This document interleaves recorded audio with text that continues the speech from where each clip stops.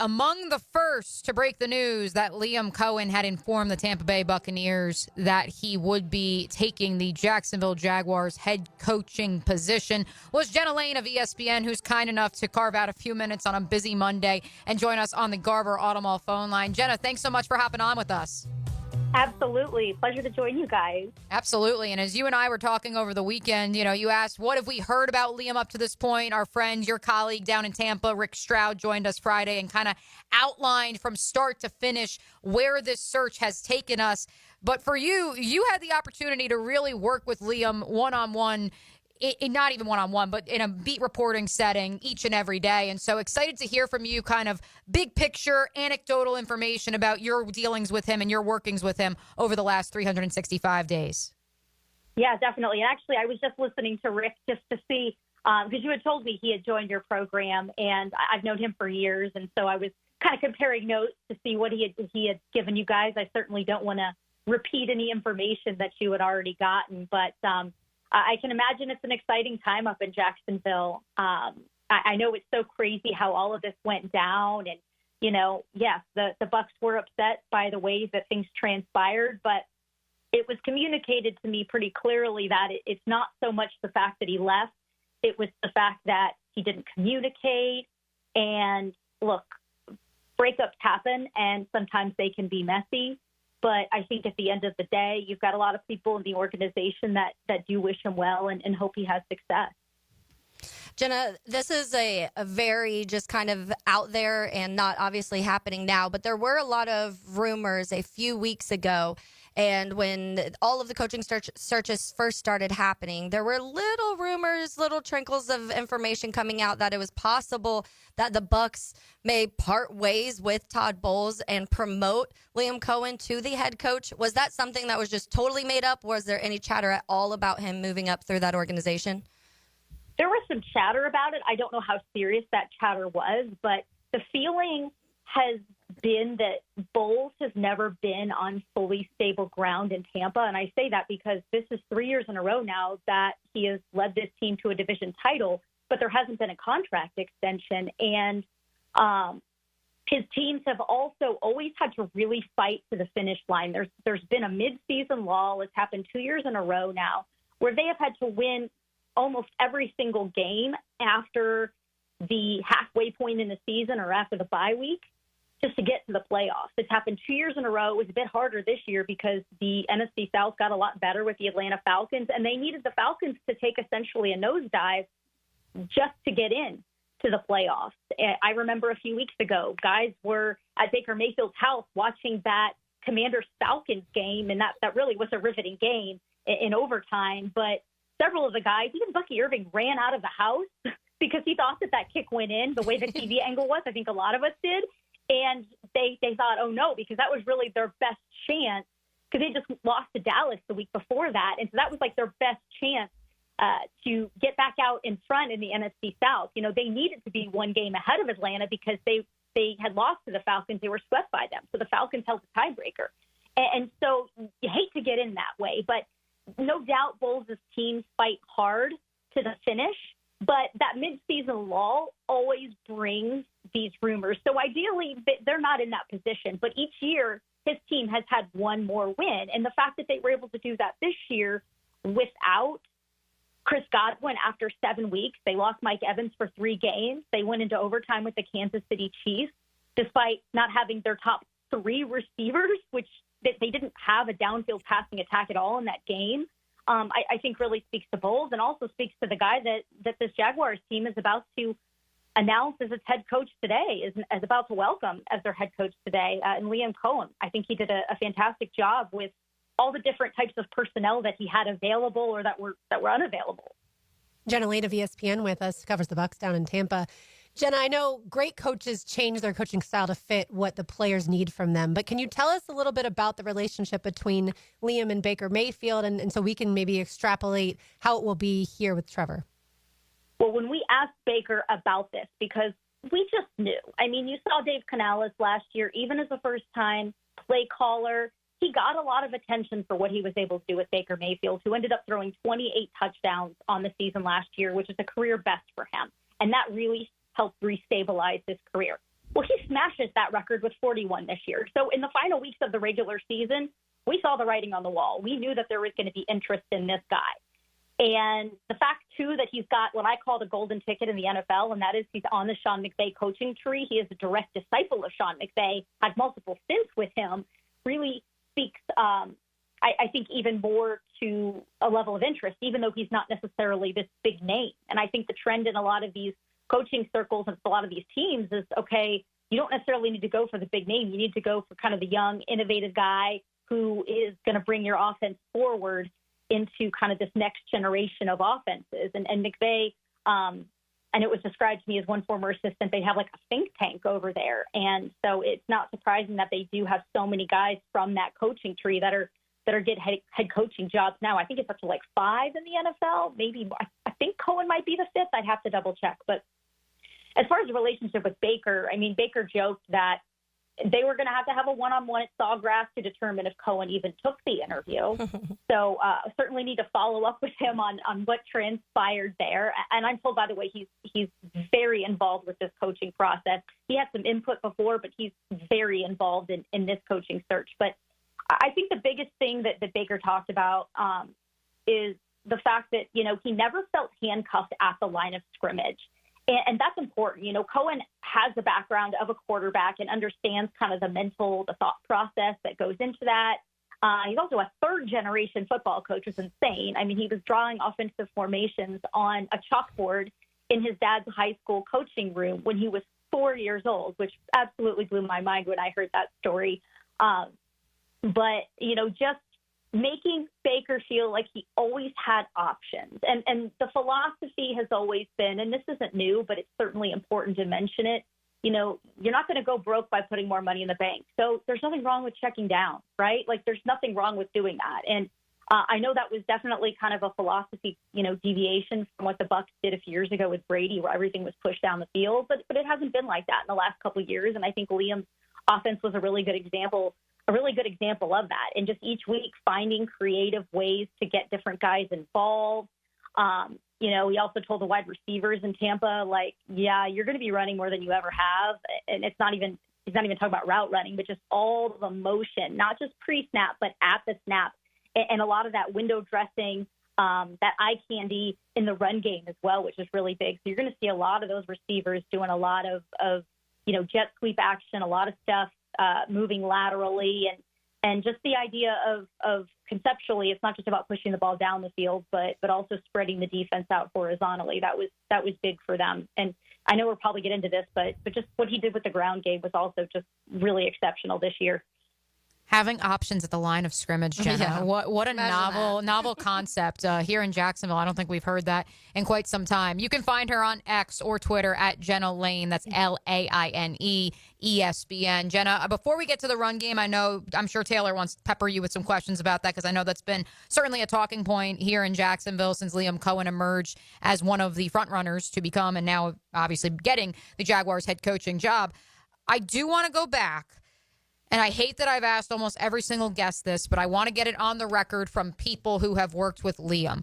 For those who have critiqued him for now having 4 different jobs in 4 different years, the quote-unquote snip, snap between Kentucky, the Los Angeles Rams, the Tampa Bay Buccaneers, to your understanding, that was a matter of him simply, correct me if I'm wrong, that was a matter of Liam saying, hey, I want reps. If I want to get reps as a play caller, I need to go here or I need to go here, because this is what's going to elevate me, enhance me as a play caller, and help me grow.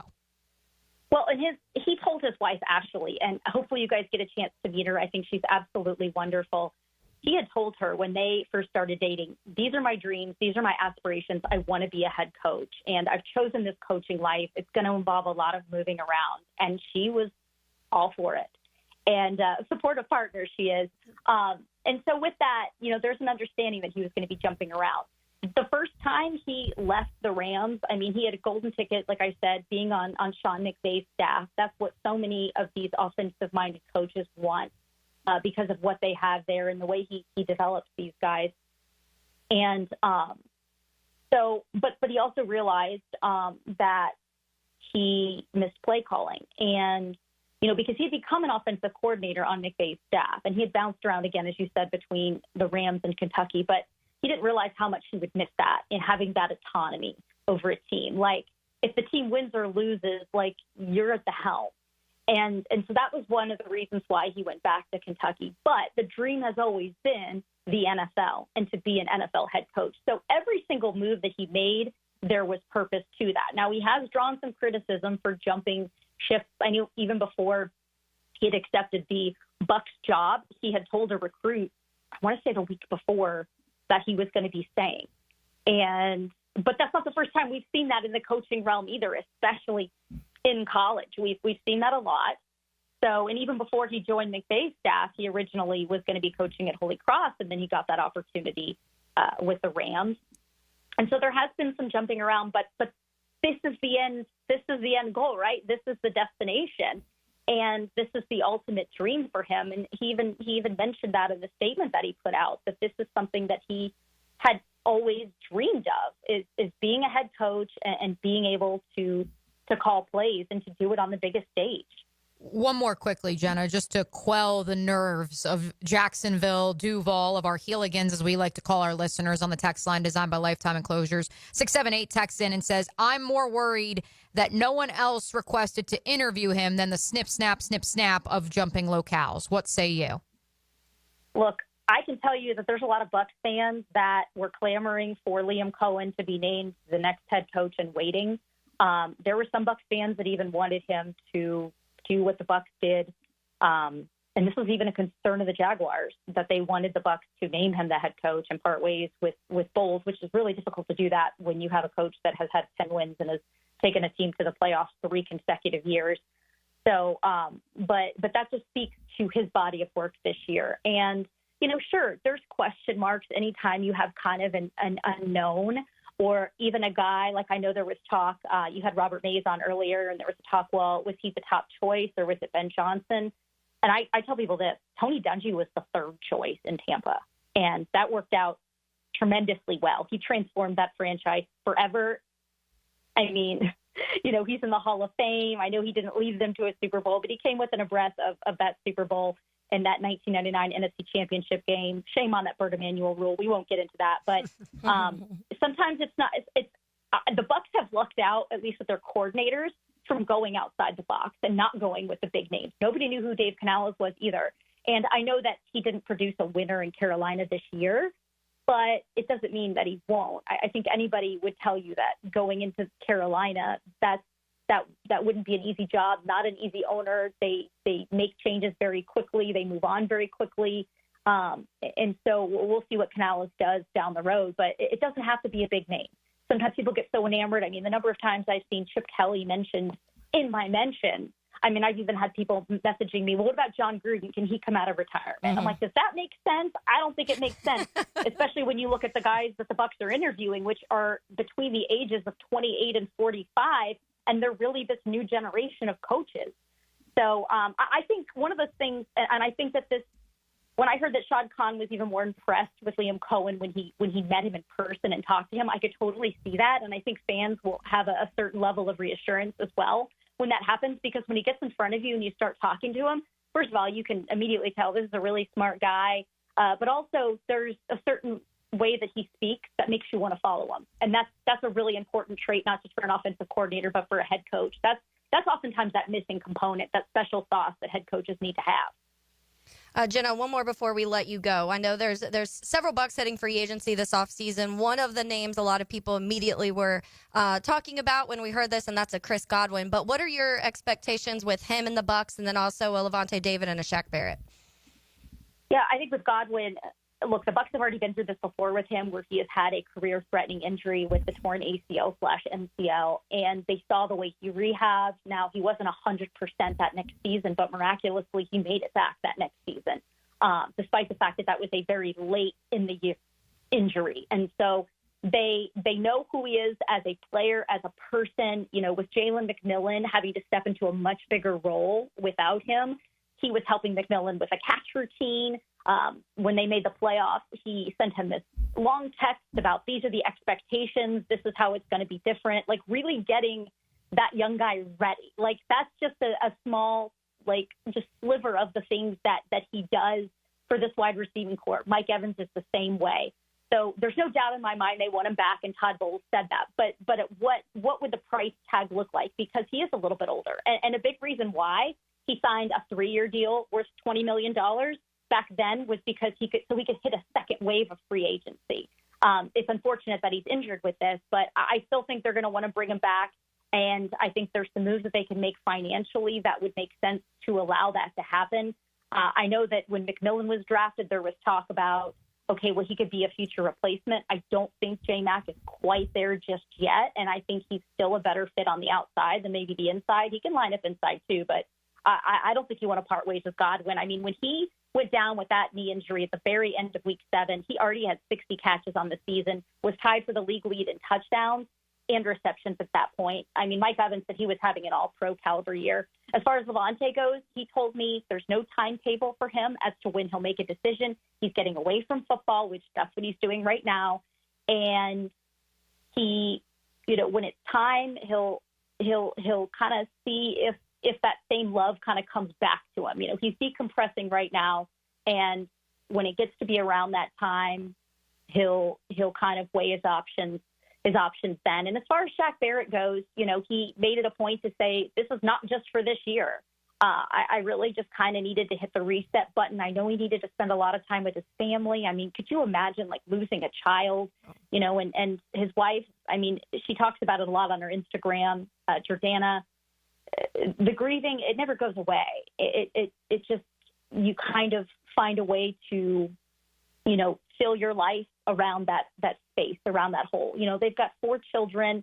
And I think a big part of him was, okay, I need to be there for my family to support them. And now he feels like that's a little more settled. And so it'll be interesting to see whether or not they can financially work something out as far as the Bucs go.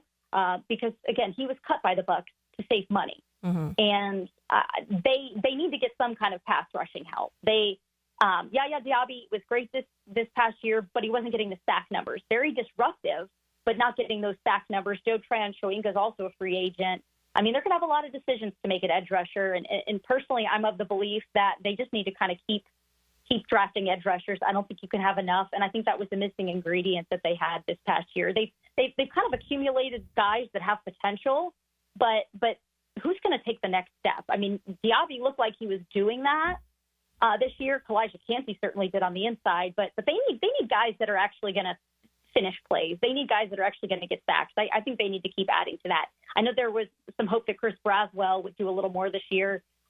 He's still kind of developing into that role. They need some help. I'm very curious to see what happens with that one. Well, Jenna, we dream of what Liam Coen can do with Brian Thomas Jr. And certainly the run game we didn't even get to ask you about. So you know what that means? We have to have you on again soon. Oh, I'm happy to do it. I'm happy to do it. I really enjoyed talking to you guys, and I wish I could have come on last week. I know we had started our conversations last week, and I got to give you credit, Mia, because when we had talked last week, I could tell. Like, I had a hunch that it wasn't over when Trent Baalke was let go. I had a hunch that even when Liam took his name out of the running, and I really think you did too, that this thing wasn't over, that we could be talking again. Well, so I got to give you a lot of credit for your vision on that. I think you were onto something. I appreciate it. Ian Eagle once told me, trust your gut, it hasn't failed you yet. And those words have kind of stuck with me. But I would be lying if I didn't tell you that when I picked up my phone Thursday night, after leaving it in the other room for about 30 minutes, and during those 30 minutes, Adam Schefter and Rappaport reported that Liam Coen was in Jacksonville, I definitely turned ghost white because I did not see that plot twist actually coming as much as so many of us hoped that it would come to pass. He's in the building. He is the next head coach of the Jacksonville Jaguars. She is Jenna Laine, and we appreciate you hopping on with us on the Garber Automall phone line and looking forward to doing it again real soon. Yes, hopefully. Pleasure talking to you guys. Thank you so much. And again, Jenna, you can find her on X at Jenna Laine ESPN. Hey, Mia here, and thanks so much for watching 1010XL Jaguars. For even more coverage of the Big Cats, be sure to subscribe to 1010XL Jaguars.